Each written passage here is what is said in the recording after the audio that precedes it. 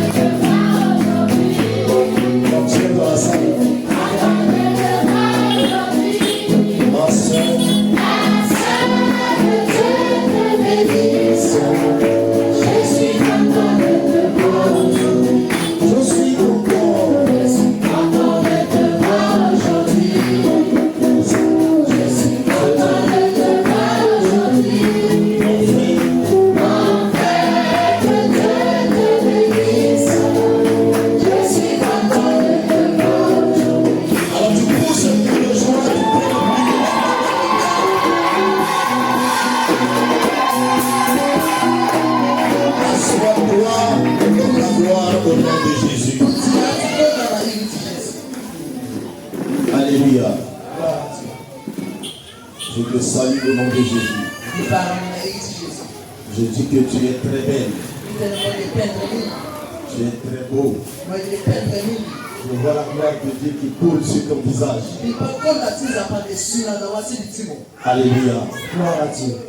Je salue également les hommes de Dieu au nom de Jésus. Le Seigneur vous accorde plein de grâce, de sagesse, pour continuer toujours à tenir l'œuvre du Seigneur. Soutenez également le visionnaire. Le Seigneur porte également un casque du salut. À la fin, on se voit ensemble dans les paradis. Dis-moi pour la mer. Alléluia. Gloire à Dieu. Je ne sais pas, j'ai seulement envie de lire. Parce que je vois que la grâce est là. Amen. Amen. Alors nous sommes en train de nous préparer à entrer dans la Pâque. Alléluia. Et pour cela, je vous dévance déjà pour vous dire bonne fête de Pâques. C'est tout ce qu'il y a comme amen. Si vous comprenez ce que c'est que la Pâque en tant que telle, je crois que je vais dire bonne fête de Pâques là, la salle va exploser. Je te dis encore bonne fête de Pâques. Alléluia. Alors je me présente comme le Messie de l'évangile. Alléluia. Gloire à Dieu. Ça fait un temps déjà, je n'ai pas encore donné ce nom-là ici à l'église. seulement ceux qui écoutent à la radio qui connaissent le Messie de l'évangile. Le Messie de l'évangile. Alléluia. Alors l'évangile doit être prêché aujourd'hui. Dis à celui qui est à côté de toi que l'évangile doit être prêché. Amen. Amen. Bien. Alors nous sommes dans un séminaire intitulé Le mystère du sang. Le mystère du sang. Je vous prie de noter que le Seigneur bénit tous ceux qui sont en train d'écrire. Mais avant de commencer, j'aimerais poser une question. Est-ce que nous sommes dans une église primaire, secondaire ou universitaire? Alors, gloire bien Jésus. Amen. Amen. Parce qu'avant de donner un message, il faut s'assurer que tu es dans une église universitaire.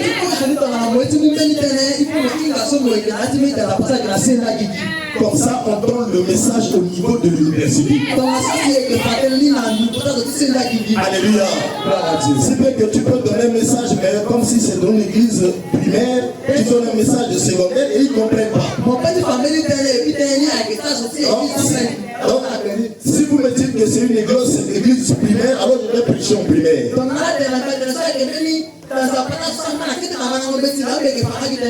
Alléluia. Voilà, donc le thème du séminaire intitulé Le mystère du sang.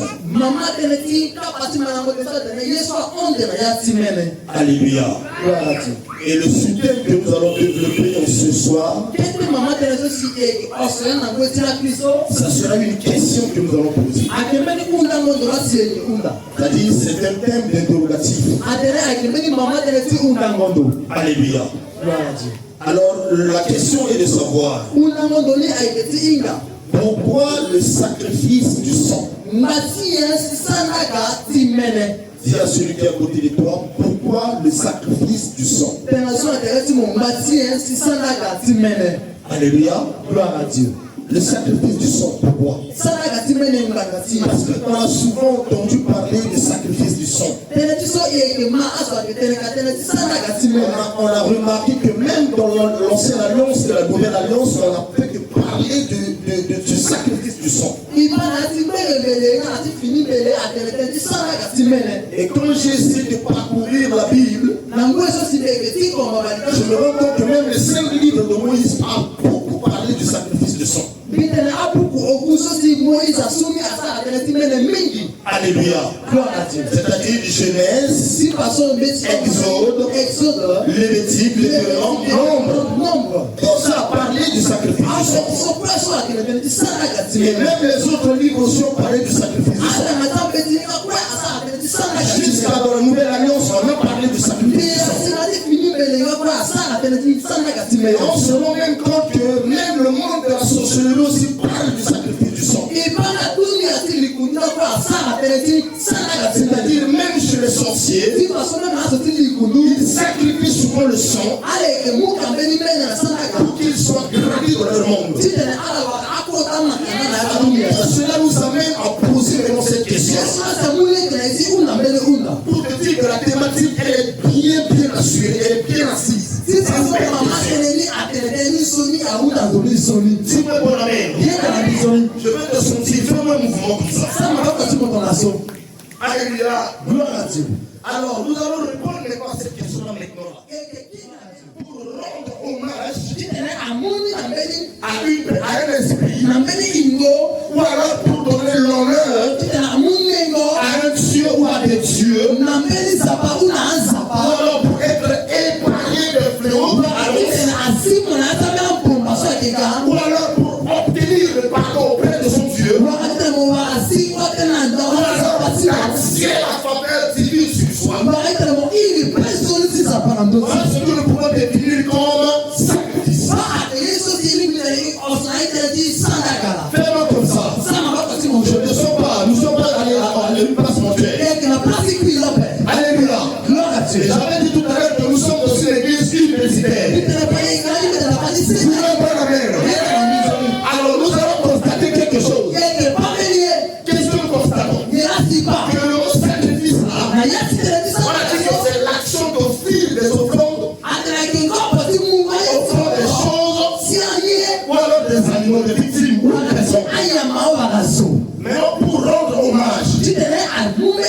Vous convenez avec moi que dans certaines races, dans certains villages, dans certains pays, quand une personne est décédée, on l'enterre avec une personne. Vous êtes là? Quand une personne est décédée, on est volontaire seul. On ne va pas l'enterrer seul. On va prendre peut-être une fille vierge. Et on appelle ça, on a sacrifié la fille. Pourquoi? Pour rendre hommage à l'esprit de ce roi ou de cette personne.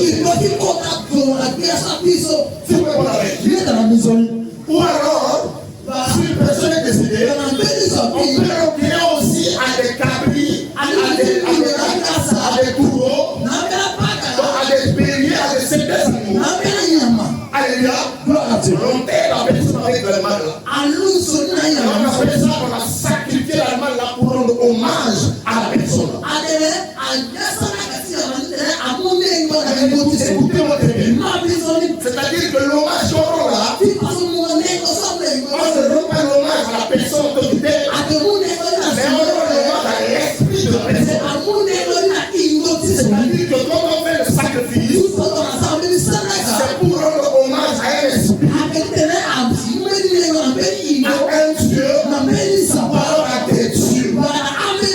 Si vous êtes très bon on peut aussi faire du sacrifice juste pour obtenir de l'honneur auprès d'une personne. Et si nous cessons de lire la parole de Dieu dans Exode 12, verset 26 à 27,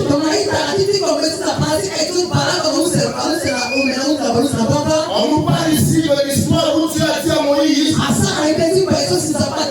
de tuer le bélier et de prendre le sang du bélier, de mettre cela dans un contine et de prendre le bouquet du sang. Et quand tu mettras maintenant le bouquet du sang dans le sang, tu poindras le linteau de la porte avec le sang. Maintenant, si vos enfants vous demandent pourquoi vous faites cela, dites-leur, nous fêtons la Pâque. Amen. Dites-leur, nous fêtons la Pâque. Dites-leur, nous fêtons la Pâque. Vous savez pourquoi?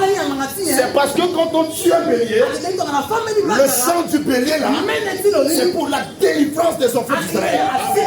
Donc il faut sacrifier un bélier pour obtenir la délivrance. Je suis venu dire à une personne, à chaque fois que tu sacrifies, tu obtiens la délivrance. Si tu sacrifies quelque chose, tu obtiens la délivrance, tu obtiens la bénédiction, tu obtiens la grâce, tu obtiens la guérison, tu obtiens. Tu vois mon amen. Donc la Pâque, c'est la délivrance des enfants d'Israël. Et cela a eu lieu par un sacrifice. C'est pourquoi nous posons la question, pourquoi ce sacrifice? Donc on se rend compte que le sacrifice nous permet d'obtenir notre délivrance. Amen. Dis-moi mon amen. Et donc, le Seigneur a demandé aux enfants d'Israël de faire cela à l'honneur de Dieu qui les a épargnés de la mort. Dis-moi amen. Vous savez, quand l'esprit de la mort était descendu en Égypte, c'est grâce à ce acte de notre sacrifice-là qui a fait que l'esprit de la mort ne pouvait pas frapper les premiers-nés des enfants d'Israël. Parce que l'esprit est venu frapper tous les premiers-nés. Et la Bible dit que c'est à commencer le premier-né de Pharaon jusqu'au premier-né des prisonniers. Le premier-né de Pharaon jusqu'au premier-né des prisonniers. Mais la seule solution, c'était quoi? C'était seulement de sacrifier pour que les premiers-nés soient épargnés.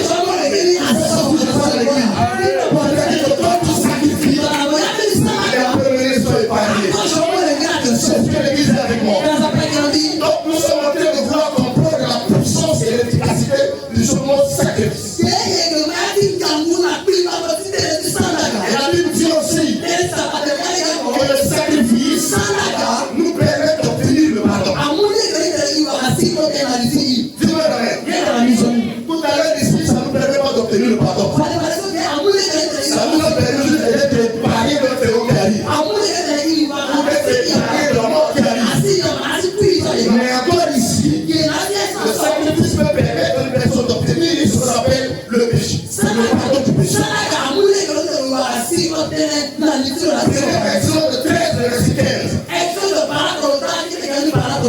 Exode 13, verset 15. La Bible dit, quand les enfants d'Israël ont commis du péché, ils vont tuer maintenant le bélier. Et on prend maintenant le bélier là. Cette fois-ci, on va mettre ça sur le feu. Mais encore le feu commence à consumer maintenant le bélier. L'odeur va monter les guérons. Et cela va sortir comme un parfum de pomme de terre. Et quand ça consomme cela, le pardon. C'est le sacrifice. Le sacrifice donne le pardon. Bien aimé. Aujourd'hui, le sacrifice est élargi. Ce n'est pas seulement le sacrifice des béliers, ni des taureaux. Mais on peut aussi se sacrifier pour le Seigneur afin d'obtenir le pardon. On peut se sacrifier pour le Seigneur afin d'obtenir le pardon. Je suis venu dire une personne. Si tu sacrifies ta jeunesse, si tu sacrifies ton intelligence, si tu sacrifies ton énergie, si tu sacrifies ta bénédiction pour le Seigneur, tu obtiens le pardon.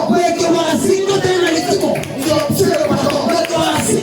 Vous allez constater une personne qui a sacrifié son terrain, qui a sacrifié sa maison, il a délivré cela comme arche de l'Éternel. Même s'il fait quoi, il a déjà attiré la faveur de Dieu. Il a déjà attiré la faveur de Dieu. Tu ne peux pas.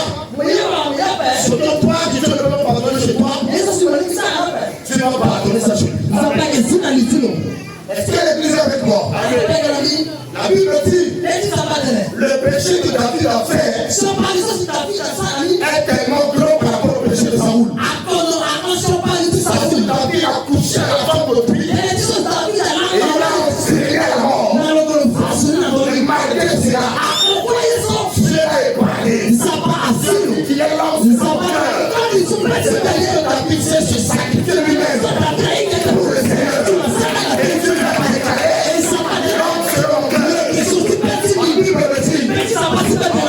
David avait des tuniques de pèlerin, avec des tuniques royales, mais il peut sacrifier sa patère pour le Seigneur. Et en faisant cela, le Seigneur lui déclare l'homme sera meilleur. Le Seigneur lui déclare l'homme sera meilleur.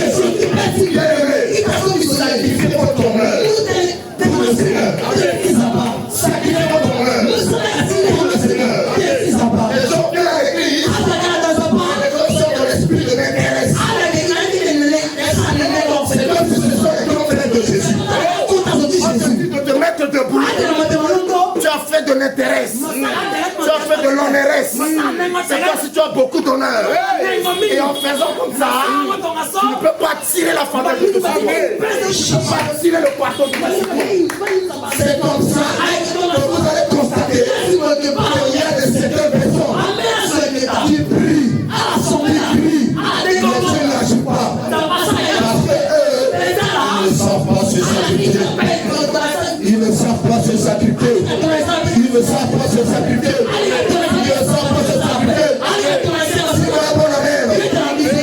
Et nous avons dit aussi que le sacrifice nous permet de pouvoir attirer la faveur de Dieu, attirer la grâce de Dieu. C'est comme ça que vous allez voir si quelqu'un a eu un an de plus sur l'âge, tu le fais les offrandes d'action de grâce. Ces offrandes-là sacrifice. Dans d'autres termes, sacrifice veut dire abandon de ce qu'est. Pour son Dieu. Amen. Tu abandonnes un bien pour ton Dieu. Dis-moi pas l'amen. Amen. Alors déjà là, nous sommes en train de comprendre quelque chose. Parce que la première question, nous devons comprendre que le sacrifice amène une personne à la délivrance, à l'obtention du pardon, à l'épargnement de fléaux et à l'attirance de la grâce de Dieu. Ça va? Maintenant, je te donne ces versets-là pour que tu lises à la maison, parce qu'on n'a pas ce soir. Je dis que nous sommes dans une église universitaire. Donc, on va être professionnel. Si nous pas la même. Amen. Alors, nous allons voir dans l'Exode 21-14. Où on a parlé de tout ce que je viens de dire. Et également dans Lévitique 3, le verset 1. Tu lis cela aussi, on va parler de cela. Il y a beaucoup de versets qui ont parlé du sacrifice. Comme je viens de vous dire que j'ai parcouru la Bible, partout on a parlé du sacrifice. Et nous évoluons vite comme ça.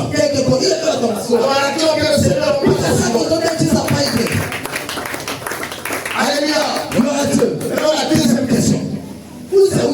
C'est celui qui a codé la deuxième question.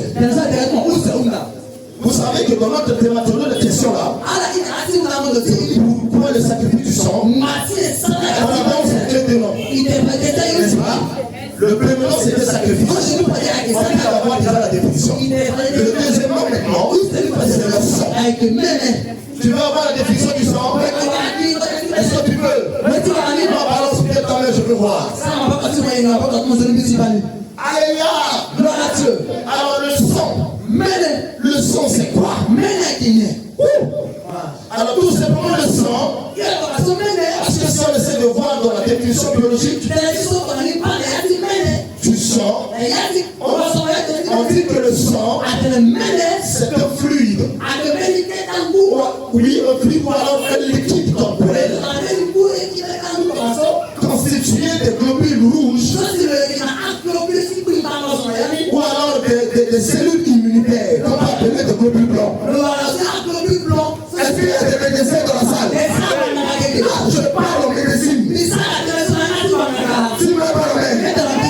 Donc le sang, je le prends, c'est un liquide corporel qui constitue des globules rouges, des globules blancs, des plaquettes sanguines, baignées dans le sang et servant à l'oxygénation de corps humain, corps animal.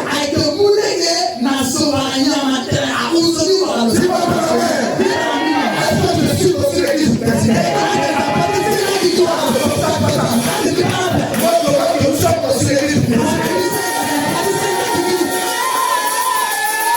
Je réponds maintenant.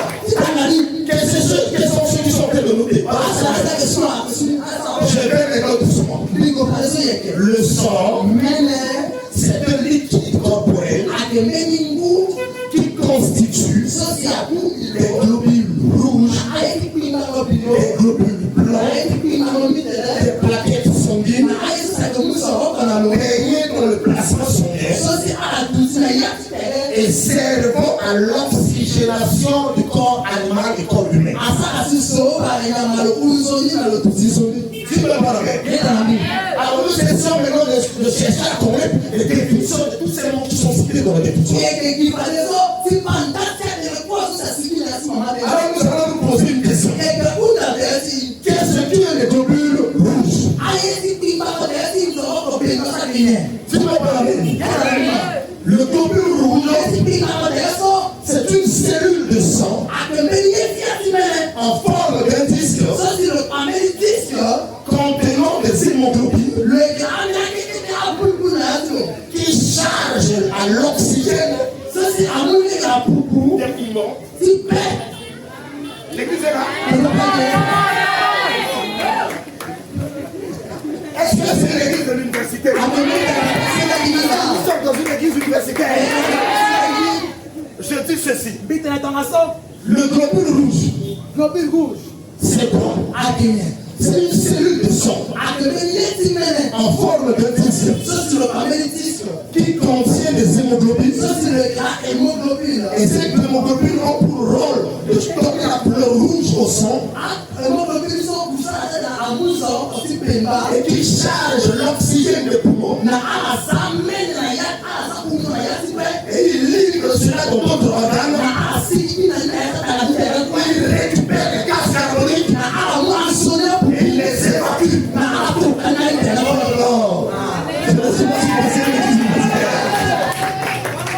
Acclame bien le Seigneur. Alléluia. Alléluia.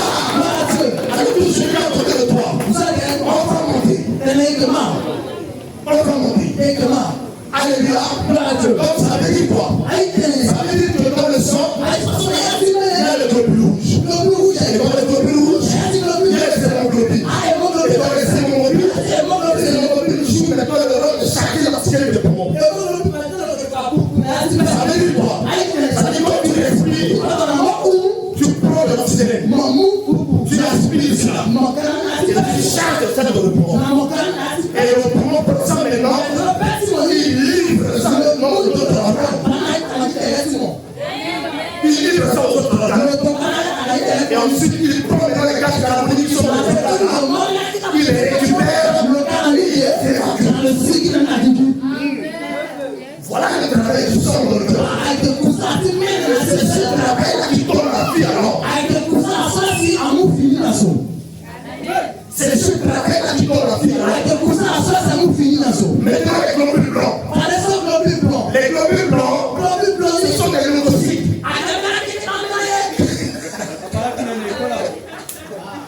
Alléluia. Non, si tu es là, tu sautes 3 fois en haut.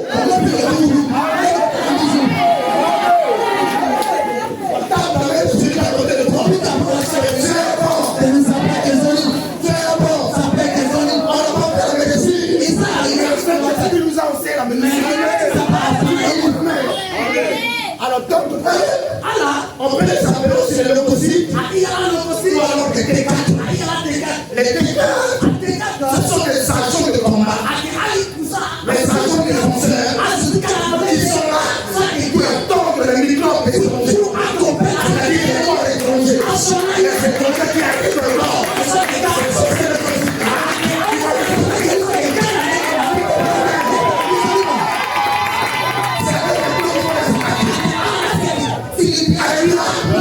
C'est comme ça. Vous allez constater. Tu as une plaie. Tu n'as pas mis de médicaments. Tu n'as pas soigné ça. Mais la plaie là-bas, c'est chez eux. Tu sais qu'est-ce qu'il y a? Tu as plaie là-bas. Ce sont ces leucocytes. Ce sont ces T4 là. Ce sont ces agents de concert. Quand les microbes arrivent, ils les dégagent. Quand les infections arrivent, ils les dégagent. Tout le mal arrive, non. Il les dégage. Alors nous essayons maintenant de faire le résumé. Entre les hémoglobules, entre les globules rouges et les globules blancs, on constate que tous les deux font un travail très important. Alléluia. On constate que tous les deux font un travail très important dans le corps humain ou alors dans le corps animal. Tu veux voir? Alors on finit, on se rend compte qu'apparemment, sans le sang, l'être humain ne peut pas exister. Là, nous sommes en train de la définition du sang. Alors, si nous essayons de voir maintenant de les plaquettes sanguines, les plaquettes sanguines sont payées pour le plasma sanguin. Le plasma sanguin, c'est l'eau. Tu vois l'eau comme ça. Et selon-là, les plaquettes sanguines sont payées pour cette eau. Maintenant, à l'intérieur, il y a les chromosomes. Amen.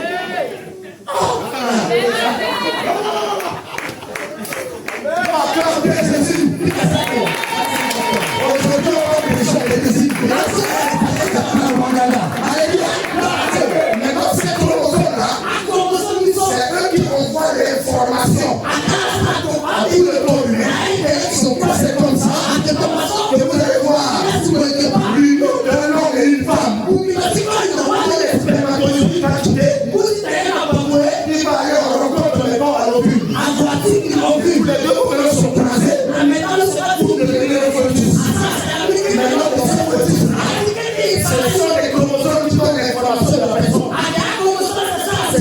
si tu as un drogué, les chromosomes disent il a un drogué.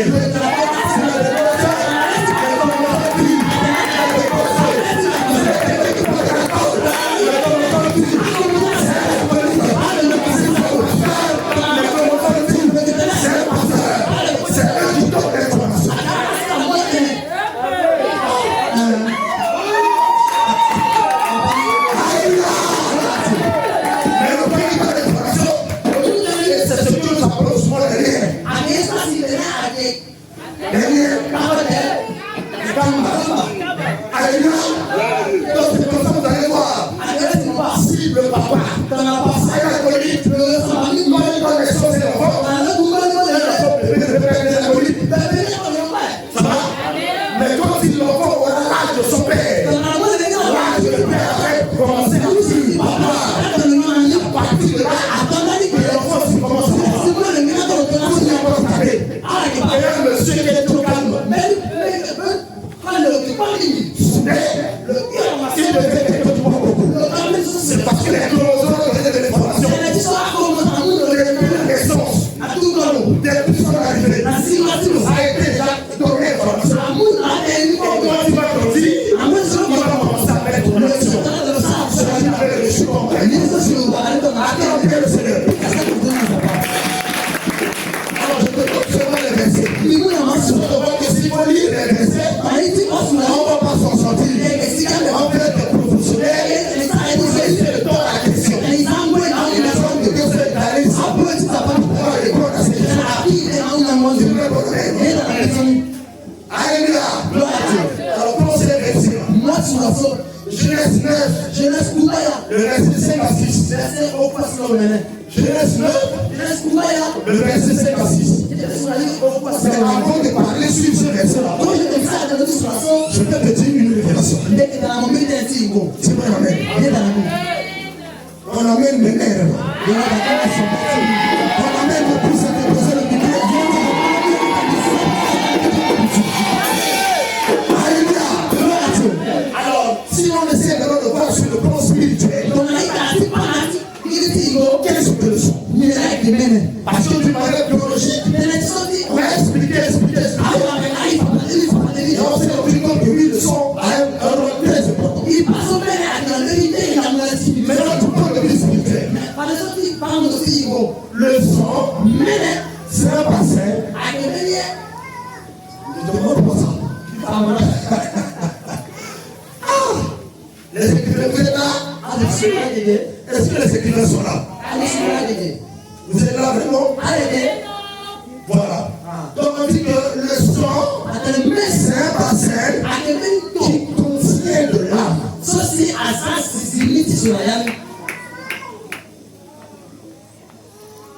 un bassin qui contient de l'âme. L'âme de l'homme se repose dans le sang. C'est comme si tu vas acheter une bouteille de jus. Sans la bouteille de jus, il n'y a pas de jus encore. C'est dans une bouteille qu'on peut avoir le jus. Est-ce que tu es avec moi? C'est dans le sang qu'on peut avoir l'âme. L'âme se repose dans le sang. L'âme marche avec le sang. L'âme fonctionne avec le sang. Et l'âme, c'est le centre de l'émotion. C'est-à-dire, si je dis, c'est l'âme qui a fait ça.